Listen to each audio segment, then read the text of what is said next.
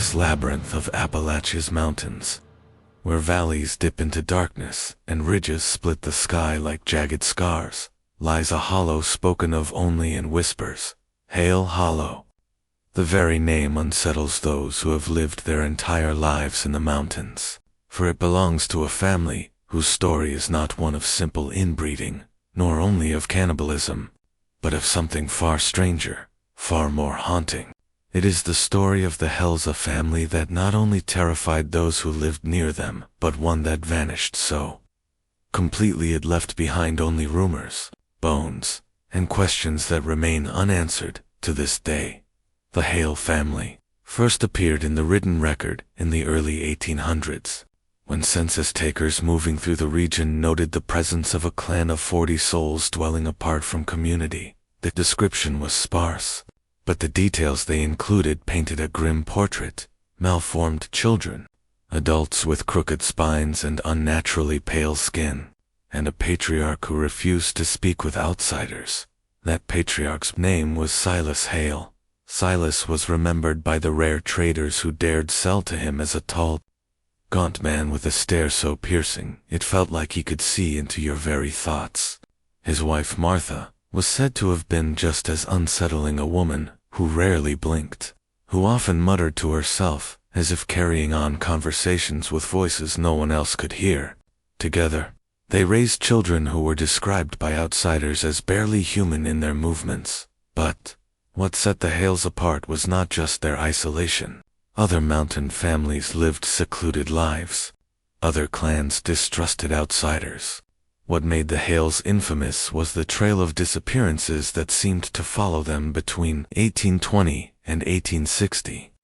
Dozens of travelers, peddlers, and even locals who strayed too close to Hale Hollow never returned. Hunters reported finding half-burnt wagons, scraps of clothing tangled in trees, and once, a man's boot filled with blood, but no foot inside it. And always, the last place those travelers had been seen was somewhere near the Hales' land. The whispers grew. People claimed the Hales did not survive by farming or trading. They survived on flesh. The descriptions were always the same: bones stripped clean, marrow cracked open, meat smoked and dried like venison. But worse than the cannibalism were the rituals. According to accounts from a handful of terrified witnesses, the Hales did not eat their victims simply for survival. They ate them as part of something larger: ceremonies performed beneath the old oak trees in their hollow. There were stories of bone circles laid out in the dirt, children forced to chant nonsense syllables as their elders daubed them with blood, and a strange stone idol that some swore was at the center of it all. No one could describe it. Clearly some said it was a faceless figure, others a horned beast, but whatever it was, it seemed to demand loyalty. And then, one night, everything changed. The year was 1897. That winter had been particularly harsh, and many hunters in nearby towns pushed deeper into the mountains than they usually would. A group of them 5 men set up camp, not far from Hale Hollow. For 2 nights they heard nothing but the ordinary sounds of the woods, the rustle of wind, the distant call of owls, the occasional snap of a branch. But on the 3rd night, something changed. They awoke to silence. Not the natural hush of the forest, but an unnatural, suffocating stillness. No wind, no insects, no owls, just silence. One of the men, nervous, swore he saw pale figures watching them from the tree line. They packed up and decided to leave at first light. But curiosity got the better of them. Instead of heading home, they crept closer to Hale Hollow. What they found was not the clan lying in wait, nor the rituals they had feared. Instead, they found abandonment. The shacks were still standing. Smoke still curled faintly from one dying fire, and a deer carcass swung half-skinned from a branch. Pots still boiled over the embers, but the meat inside had gone untouched. It was as though the family had left in the middle of their lives. No goodbyes, no bodies, no struggle. But inside the main shack, the hunters found something that turned their blood cold. The walls were covered in smears of handprints, pressed in blood or something darker. Symbols circled the door frames, spirals that made no sense, and on the table lay a single object, a slab of wood, carved with words jagged and uneven, as though scratched in desperation. It read, "We were called. We follow." The hunters fled, never speaking publicly about the full extent of what they'd seen. But word spread regardless, as it always does in the mountains. Soon everyone in the nearby towns knew. The Hales were gone. 37 men, women, and children vanished without a trace. Years later, when others dared venture into Hale Hollow, they reported stranger things. The shacks had collapsed, but bones still littered the ground. Yet not a single skull belonging to a Hale was ever found. Travelers passing nearby swore they heard children's laughter drifting through the trees at night. Others claimed they smelled cooked meat where no fire burned. And a few, the unlucky few, insisted they saw people, pale and thin, peering from behind the trees, only to vanish when approached. The mystery deepened with time. Did the Hales die in some mass ritual, consumed by their own dark practices? Were they taken by disease, by madness, by something older and stranger than either? Or did they simply leave, not abandoning their ways but carrying them deeper into the wilderness where no one has yet dared follow? To this day, no one knows. What is certain is that the Hale family never returned, but the hollow remains. And if you walk too close, the locals say, you'll smell smoke, hear laughter, and feel eyes watching you from the trees, because maybe the Hales never left it all. Decades passed after the night the Hale family vanished. Their hollow decayed, swallowed slowly by the relentless grip of the forest. Trees burst through the collapsed shacks, vines wound around the skeletal remains of fences, and moss spread across the roof beams that once echoed with laughter or screams. By the 1920s, the story of the Hales had become a tale whispered to children around fires. They were spoken of as boogeymen, figures who would come for you if you wandered into the woods after dark. The Hales will take you, old mountain mothers warned. But while most children forgot the warnings as they grew older, a select few never laughed, because they had seen signs that perhaps the Hales weren't just a story. The first real account came in 1926. Sheriff Amos Dillard of Clay County responded to the disappearance of a family of 4, a husband, wife, and 2 small children. Their wagon had broken down near the woods, just a mile from Hale Hollow. Dillard and his deputies followed the trail for 3 days before stumbling across what was left. The wagon was overturned and shattered, its wheels ripped away and lying half buried in the mud. The parents' belongings were scattered everywhere, clothes slashed to ribbons, shoes torn apart, food barrels emptied and broken.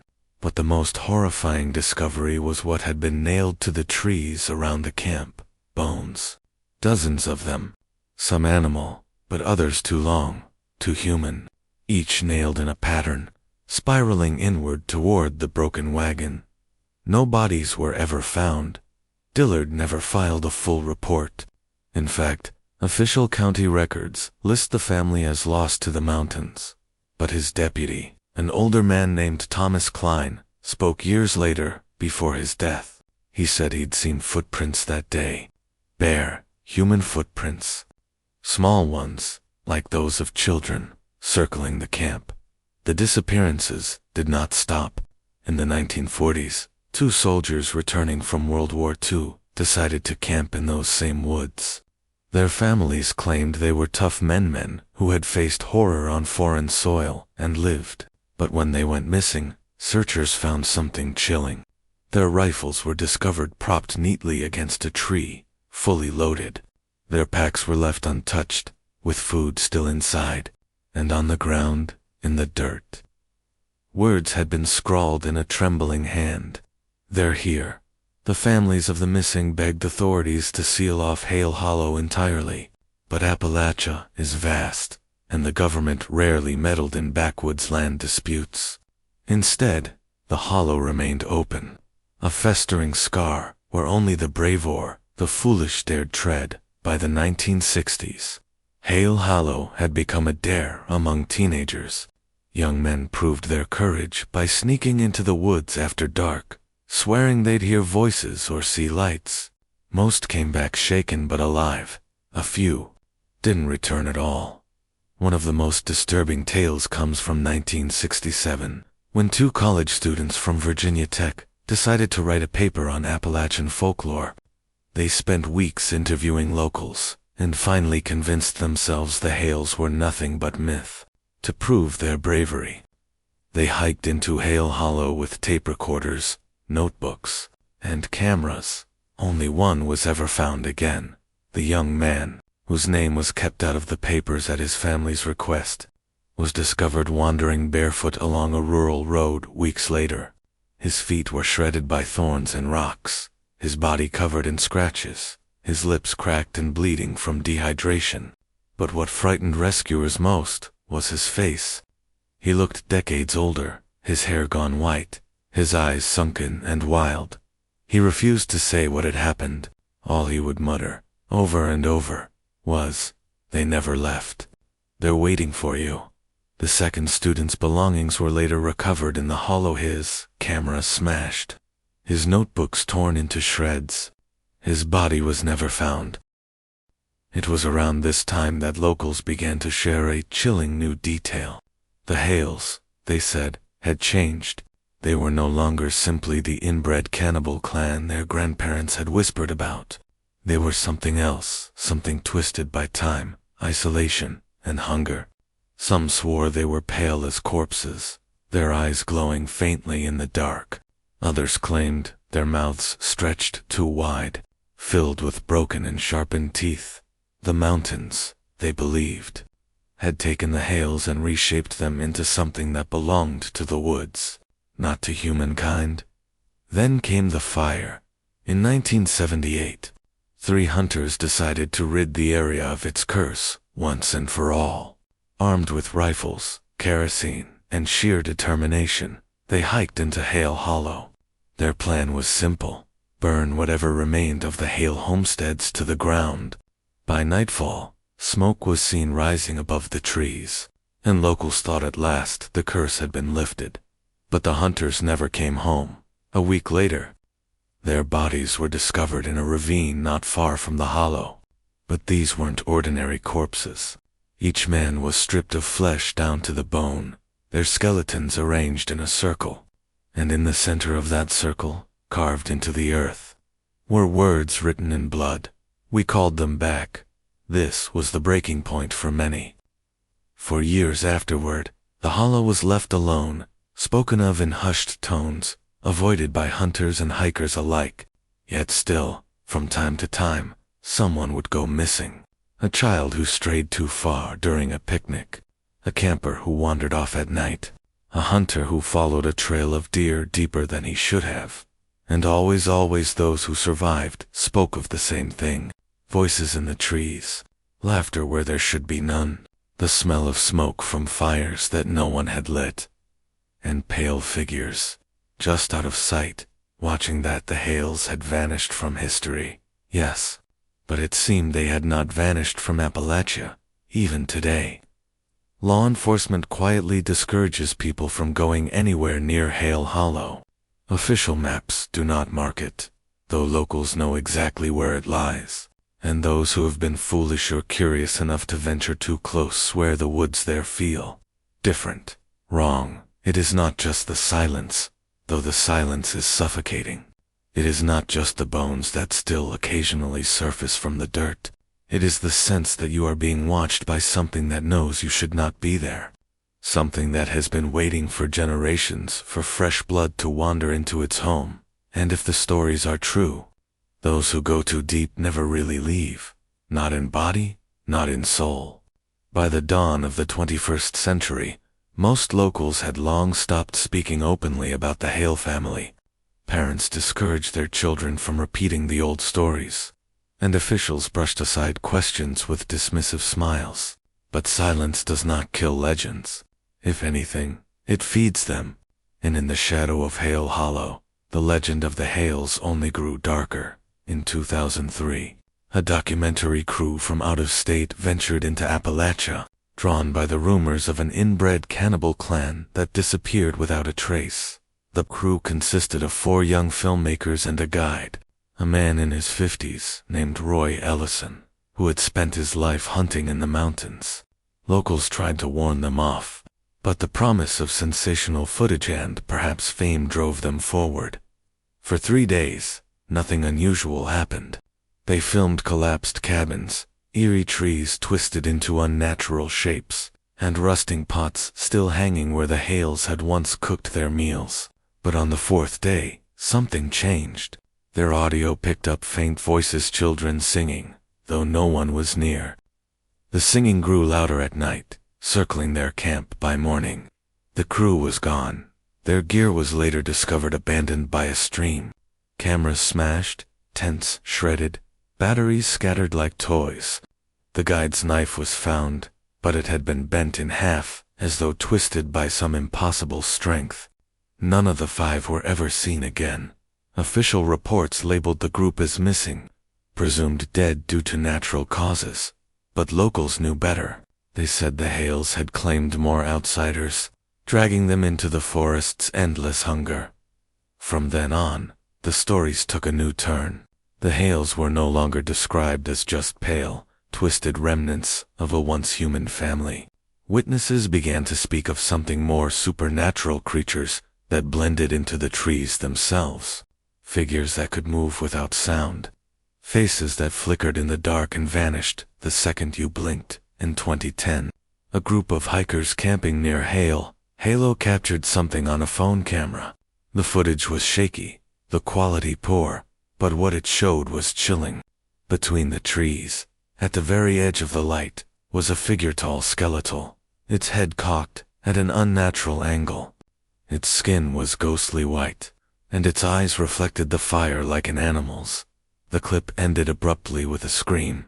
Skeptics claimed it was fake, a hoax designed for attention, but those who knew the legend of the Hales felt otherwise.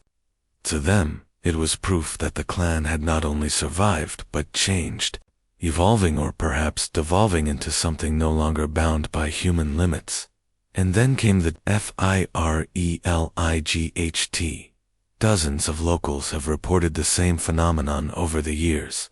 Strange bonfires burning deep in the hollow, seen from ridges miles away.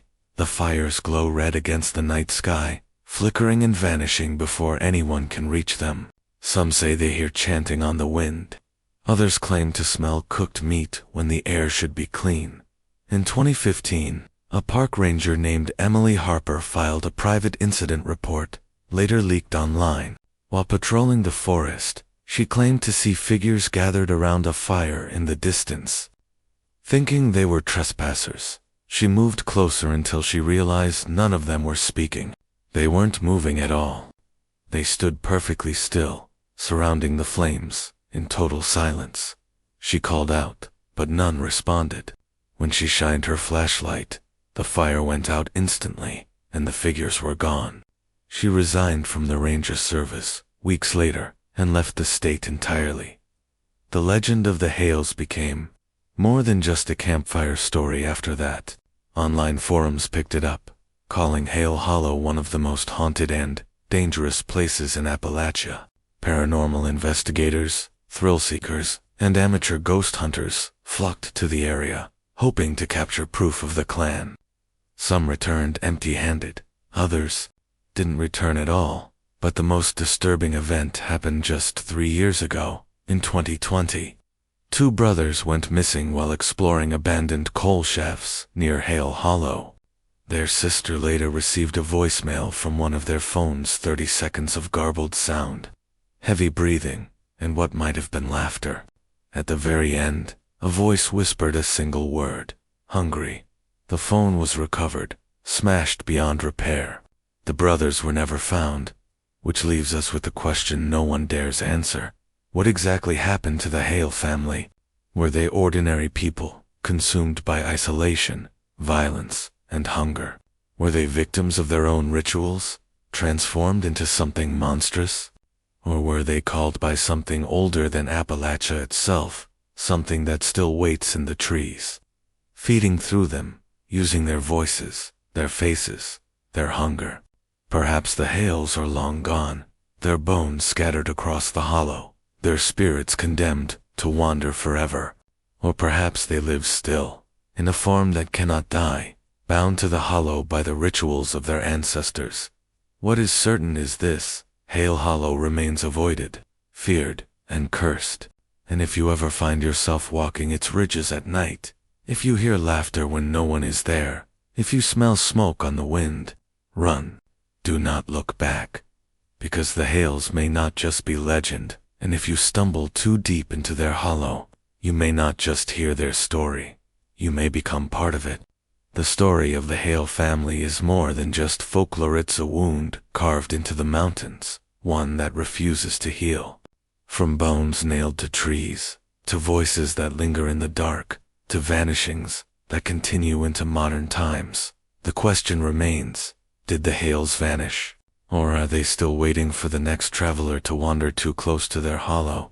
But what do you believe?